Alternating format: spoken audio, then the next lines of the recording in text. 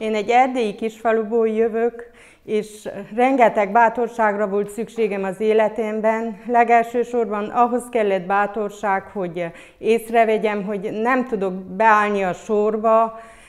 Mindig, most ezt nem tudom, hogy áldva voltam-e íráskészséggel, vagy verve, de ez végigkísérte az életemet, és egy darabig írtam a fióknak, aztán egyszer eljött a pillanat, amikor eldöntöttem, hogy útra bocsájtom, amit mostanáig leírtam, és megnyomtam a küldés gombot, és ennek kapcsán egy új fejezet kezdődött az életembe. Kaptam rengeteg szeretetet, viszont bántást is kaptam, de egy idő után nem érdekelt. Rájöttem, hogy fel kell vállalnom azt a nőt, aki én vagyok valójában.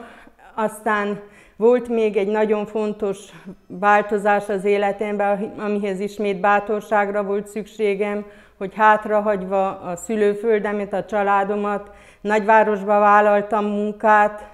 Ahhoz is bátorság kell, hogy az ember egy más család életébe beépüljön, beilleszkedjen, de nem bántam egy percig sem, mert újra rengeteg kedves emberrel találkoztam, rengeteg helyszínre jártam, amit mostanáig csak esetleg televízióban vagy képeken láttam, és egész más valóságban.